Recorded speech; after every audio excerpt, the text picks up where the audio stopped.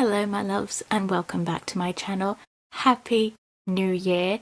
Today I'm going to take you behind the scenes of how I'm actually planning my 2026 goals without toxic positivity, without pretending everything is perfect, and without forcing myself into unrealistic morning routines or non-stop productivity. This is a real, grounded, compassionate approach to goal setting that still allows you to manifest big things, but from a place of self-awareness and sustainability. So let's dive right in.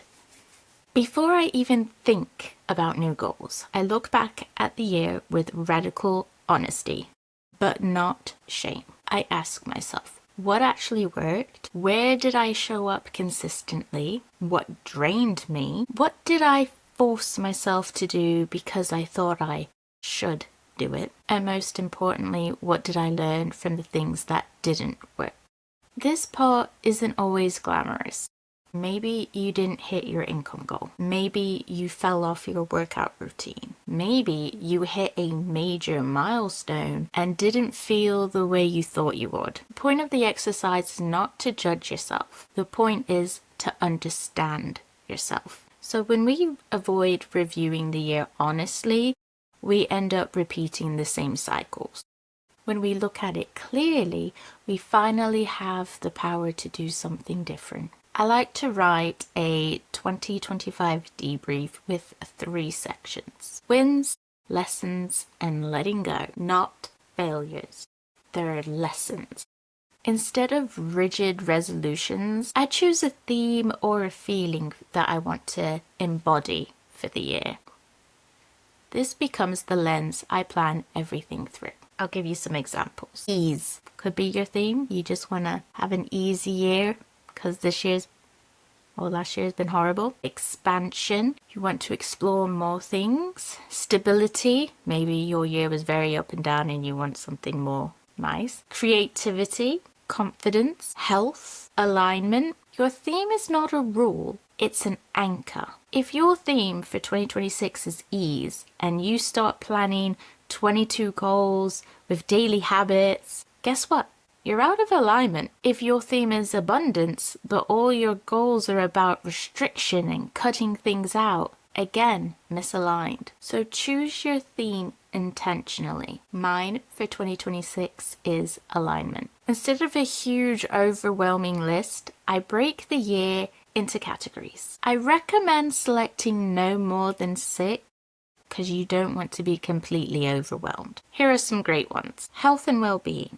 Finances, career/business, if you are both, personal growth, relationships, creativity, home or/environment, spirituality, lifestyles, routines. So you want to go through your categories and pick what actually matters to you, not what you see online. Then under each category, I write one main intention for the year. Not 30 micro goals, one main direction I want to move towards. For example, say your category is health. Your intention would be then to build sustainable habits that support my body daily. If it's career, it could be create consistent content and grow my platforms. For finances, it could be increase income steadily and save monthly. Personal could be build deeper relationships. Lifestyle could make everyday life feel calm, intentional, and joyful. Simple, clear, aligned. Only after deciding the intentions do I then write the goals. Here's how I do it in a non-toxic, realistic way. For each category, I ask, what would progress look like in real life? What habits would support this? What systems make it easier?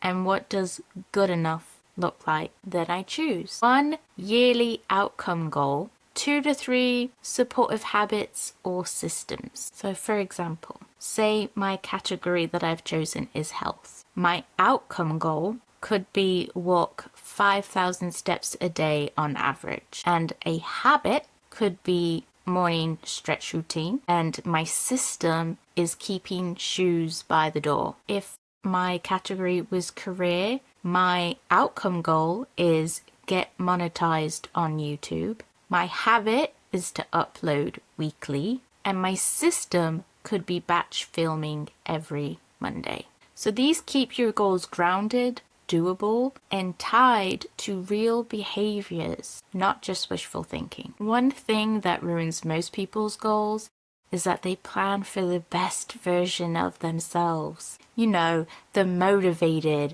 rested, flourishing version, the person you think you're going to be on January 1st. But guess what?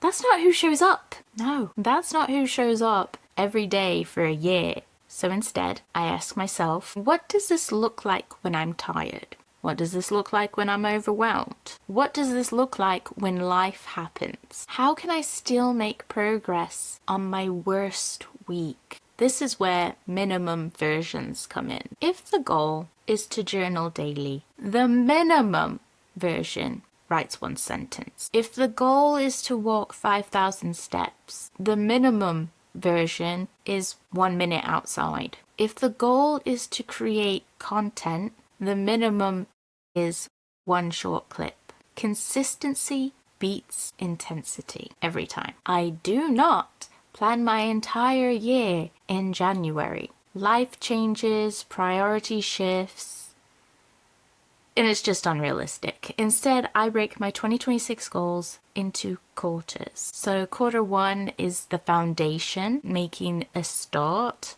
building them. Quarter 2 is growth. Quarter 3 is expansion. And quarter 4 is reflection and reset. Each quarter gets 5 goals max. The goal is to stay focused, not to chase 16 things at once. And quarterly planning allows you to adapt, pivot, and stay aligned with your theme. Goals don't happen because we try harder. They happen because the environment supports them. This might look like unsubscribing from accounts that make you feel behind, following people who inspire you, building a morning or evening ritual, keeping your journal on your nightstand, prepping for content days, setting reminders, and cleaning your workspace. Environment shapes behavior more than motivation ever will. This is where we often forget ourselves. You don't need to earn rest. You don't need to hit milestones to feel proud. And you don't need to burn out to become successful. I plan monthly personal days, rewards for hitting goals, downtime between big projects, morning rituals that ground me, and a nightly wind down routine. You cannot manifest your dream life while running on empty. You just can't. So here are some action steps I'd like you to take to start planning your 2026 goals today. First, write your 2025 debrief. Your wins, your lessons, not failures, and letting go.